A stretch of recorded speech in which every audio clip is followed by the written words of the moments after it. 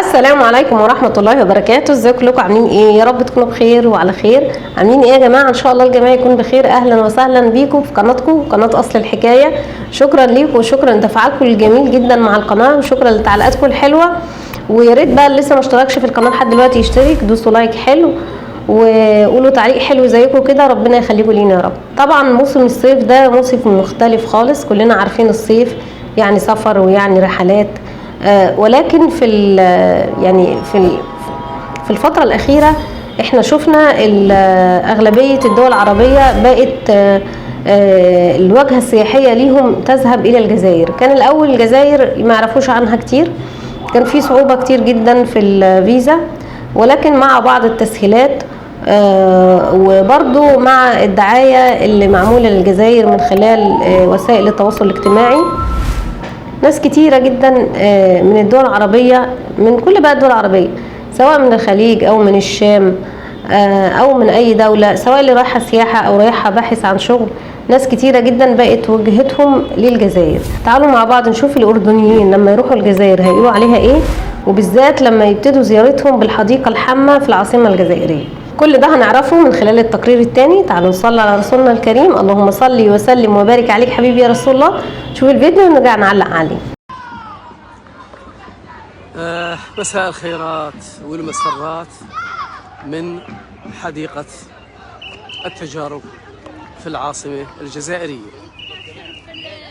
طبعا حديقة التجارب هي حديقة متنزه، بالإضافة أنه فيها مختبرات للتجارب للأغراض الزراعية. هي تأسست على زمان الاستعمار الفرنسي. استطاعوا من خلال التجارب أنه يجيبوا أشجار موجودة في العالم ويجربوا عليها هل ممكن تعيش في المجتمع الجزائري، البيئة الجزائرية ولا لا. فعلى سبيل المثال هذا عندنا، إذا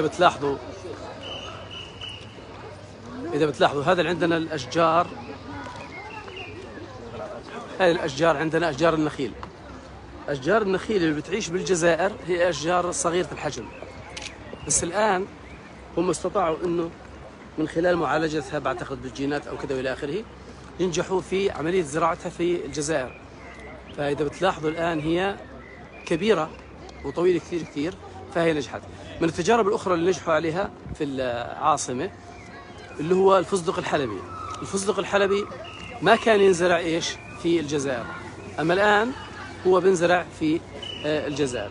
وفي أشجار أخرى أنا ما أعرف طبعا يعني شو سر نجاحها، ولكن بقدر أقول لكم إنه يعني هذا بشكل عام. بتمنى إنه إذا في بث، يبدو إنه ما في بث، مش عارف صراحة، بتمنى إنه يكون في بث. على العموم هاي الحديقة اللي زي ما حكينا لكم حديقة كثير رائعة، وإذا بتطلعوا وراي خلفي موجود إذا بتلاحظوا صرح الشهيد اللي كنا إحنا فيه. بالله اللي معي الصوت واضح، الصوت واضح. أنا معي واحد في الببليك من الإخوان أو الأخوات، هل الصوت واضح ولا لا؟ ما بعرف. على العموم إحنا قاعدين طبعا هذه الحديقة هي موازية لصرح الشهيد، هي تحت صرح الشهيد طبعا، وهي حديقة كبيرة جدا، يعني حديقة كبيرة جدا وهي متنزه بنفس الوقت. وزي ما حكينا لكم يعني في تجارب كثيرة نجحت. اللي معي على البث بقدر أقول لي إنه في صوت ولا لا، بس يعني عمل لي أي إشارة إنه في صوت أو لا إذا تكرمتوا، لأنه يبدو هنا النت عندي ضعيف، هذا الخط ضعيف، ما بعرف شو السبب، لكن خلينا نعود سوية.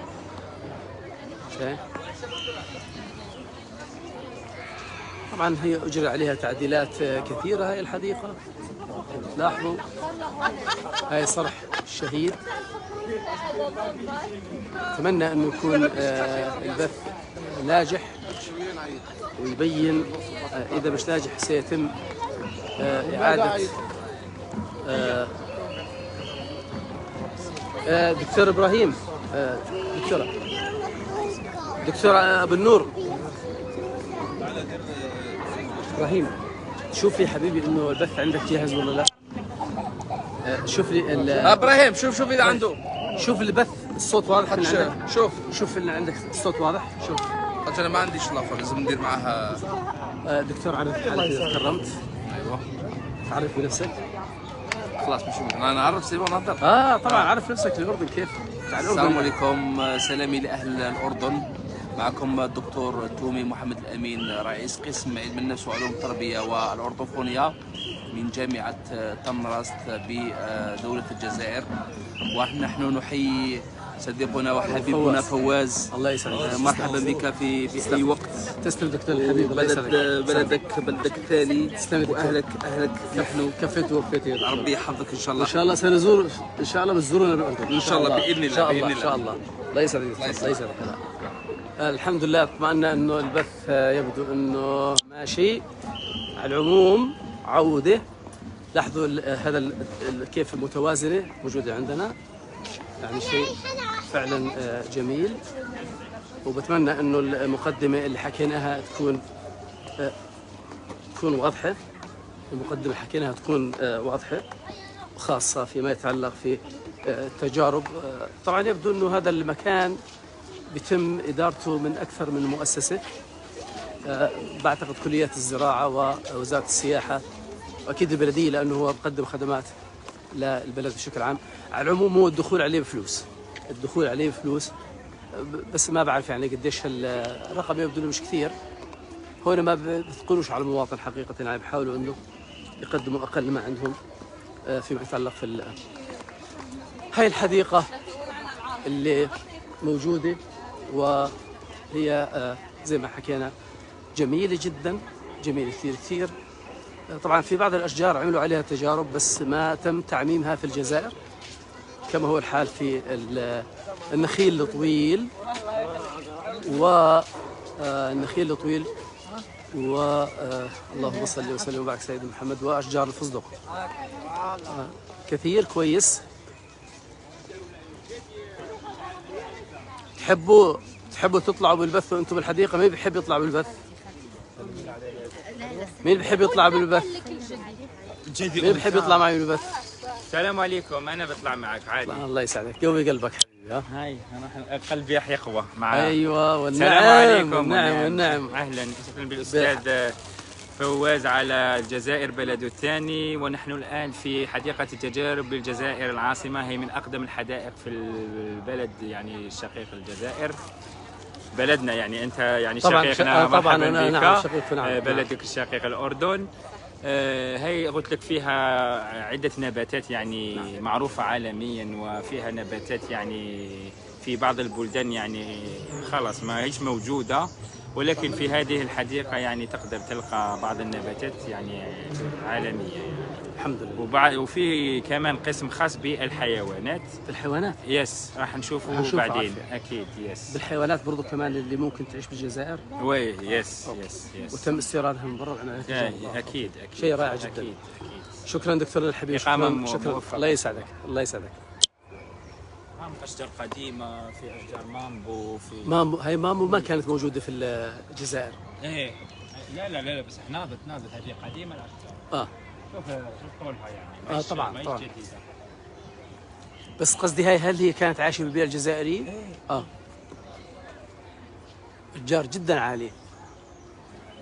طبعا كمية المطر الموجودة بالجزائر أكيد إنه يعني مناخ البحر الابيض. نعم صحيح. يعني اشجار صحيح. مناخ البحر الابيض المتوسط. لا السلام عليكم. مناخ البحر الابيض المتوسط اكيد انه هاي بركه طبعا هيك حلوه. هاي الاشجار برضو كمان حلوه. لاحظوا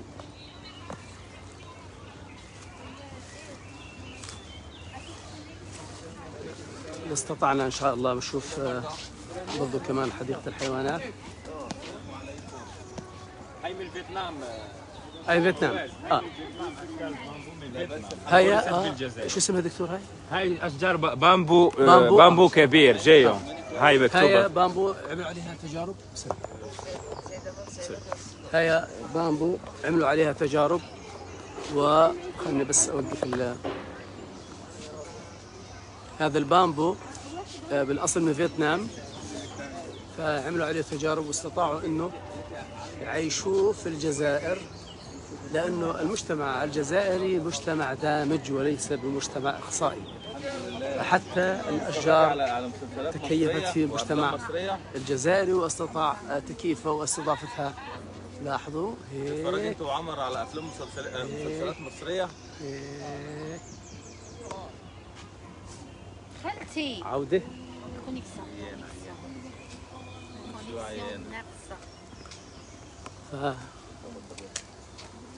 هذا خلينا احنا نشوف ايش الاشياء الاخرى اللي ممكن تميز. هسه الان راح افرجيكم خالتي فتيحه برضو كمان. مرة لا برضو كمان زي ما قلت لكم من فيتنام. فيتنام. هاي شوف مكتوب عليها هذا امامنا المتحف، متحف الفنون الجميلة. اوكي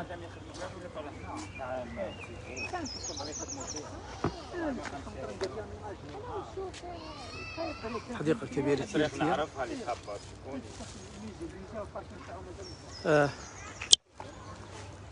خلينا بس نشوف إشي جديد، لأنه يبدو فيه بعض الحيوانات الأخرى اللي موجودة بحديقة الجزائر.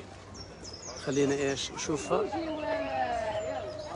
وإن شاء الله بنعود إن شاء الله عندما يستجد أي جديد.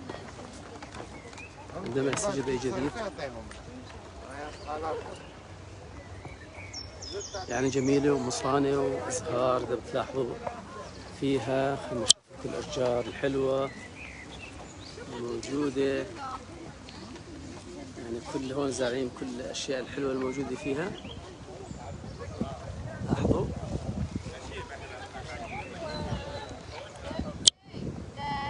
يعني هاي اللي بكون تعبان وبيجي هنا بالتأكيد انه راح يرتاح، يجدد من نفسه.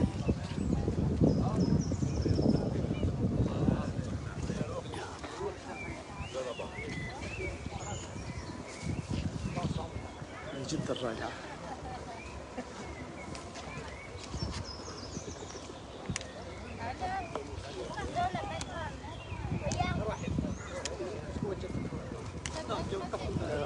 خلينا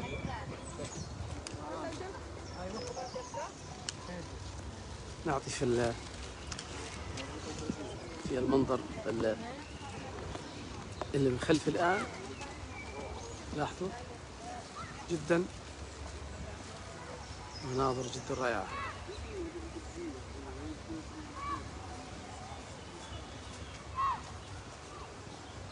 سنعود ان شاء الله بالبث المباشر عندما عايزه اقول لكم يعني الفيديو بسم الله ما شاء الله مش محتاج تعليق. يعني الفيديو هقول ايه بس، يعني في مناظر طبيعيه جميله جدا.